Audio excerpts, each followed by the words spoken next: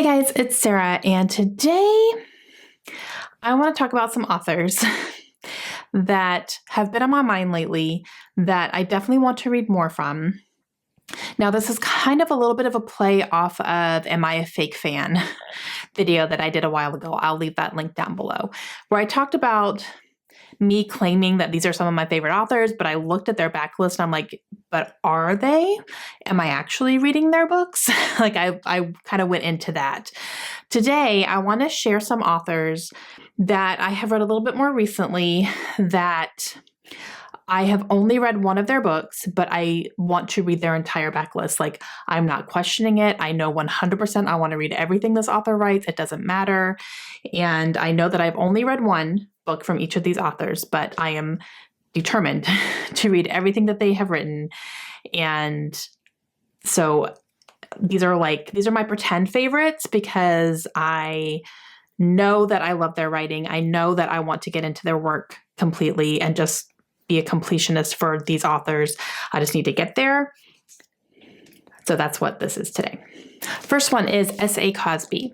Now, I read Razor Blade Tears last year, and it was one of my favorite books of the entire year. It was so good. It was dark and gritty and messy and dirty, and I just loved it. I loved his writing. I loved his characters, and I was just in it to win it. And I said, I have to read more from him 100%. Now, he has published 3 books total, and I do have this one, which is Blacktop Wasteland. I also have My Darkest Prayer, and I do plan to read these this year. Like, those are going to be priorities for me for reading. And I'm just very much looking forward to getting into him as an author and reading his entire backlist, and then looking forward to anything else that he has coming out because his writing was so raw and it completely encaptured me. The next one I have is Jennifer Hillier. She has quite the backlist, so I have quite a ways to go on her, but I read Things We Do in the Dark last year as well and really, really enjoyed it. It was fantastic. And I definitely want to read her entire backlist now. I know that her books are going to be thrillers. I know that they are going to have different levels of darkness to them. I have heard that this is the darkest, so super into this one. And I would like to get my hands on her other ones as well, even if they're not going to be quite as dark. I just want to get into her writing because I really liked her storytelling. I liked the characters that she created. I have heard her speak as well, and I really like what she has to say when she's talking about writing and her characters and her process and everything. So I really just want to dive into her backlist and read everything. Grady Hendrix. The only book that I have read from him is The Southern Book Club's Guide to Slaying Vampires, and it was phenomenal. And I need more. I have been interested in every single one of his books that has been released, every single one. And I have been collecting them. I don't have every single one. I need to get a couple more still, but I definitely want to go all in on his books because he writes horror books, but they are satire as well. And I loved being able to read a book that was equally grossing me out and making me laugh in the same scene. It was fantastic. I loved it. I love his sense of humor. I love his little twist on certain horror aspects as far as the genre goes. And I just want to go all in for sure on his books. So slowly collecting. I think I still need to get Horror Store and I need to get My Best Friend's Exorcism. And then he does have a little sci-fi novella called Bad Astronauts that I need to get my hands on as well. So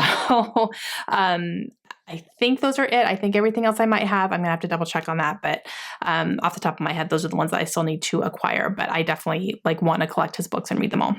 All right, Abby Jimenez.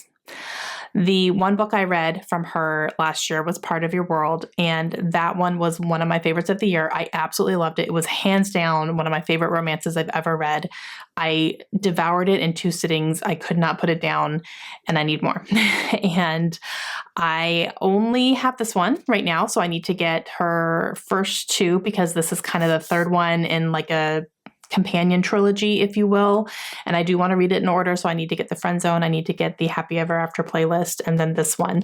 And she does have a new one coming out. this year, that is on my most anticipated. It comes out in April, and I cannot wait for that one because it does follow another character from Part of Your World, and I'm so excited for that because I loved that character. And I just loved her humor. Oh my gosh, she had me laughing.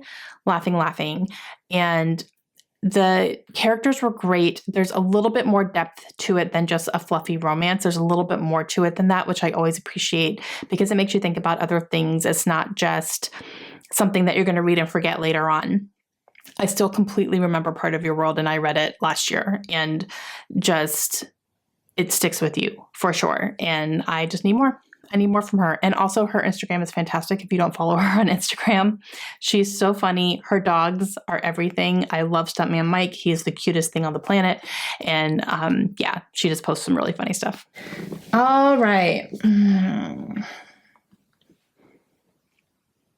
Mr. John Gwynne, let me tell you,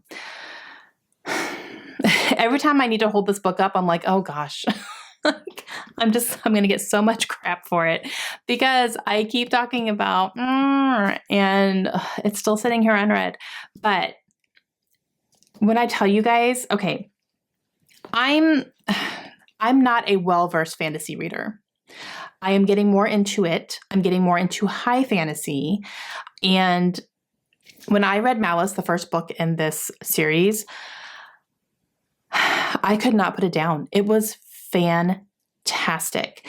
And to this day, one of the best fantasy books I've ever read. And I just absolutely loved it. And I cannot wait to keep going. And I've heard it just gets better and better. And I'm like, how does it get better and better? Because I thought that one was phenomenal. And I just need to get back into it. So like I said, Malice is the only one that I've read, but I do have this entire series. And I know that there is another series that's a spinoff of this one. I feel like it might be a prequel to the events in this book. So like it's something that takes place in the same world, but hundreds of years earlier from what I'm remembering. Please correct me if I'm wrong. And he has a new series that he is writing called The Bloodsworn Saga that I do have the first 2 books. So I have books. I don't have the prequel one to this, but I have these 4 books, and then I have the 2 new releases. So I would need to get the other ones, but obviously I'm not going to do that until I finish this series first. But you guys, I want to go all in on him because his writing is fantastic. His battle scenes are incredibly written.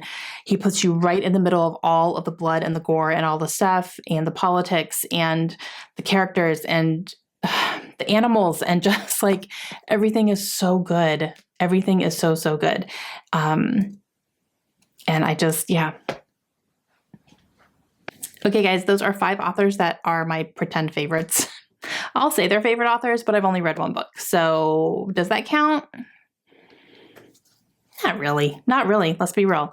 I need to read more so that I can 100% say for sure that these are favorite authors of mine because I have read all, if not most, of their work. So that's my task. That's my homework. Let me know down below if you guys have any authors that are your pretend favorites. Maybe they have written a book that you absolutely loved, and so you're saying they're a favorite author, but you haven't read any of their other stuff. I would love to know that. And I will see you guys again soon. Hope you have a great day. Bye.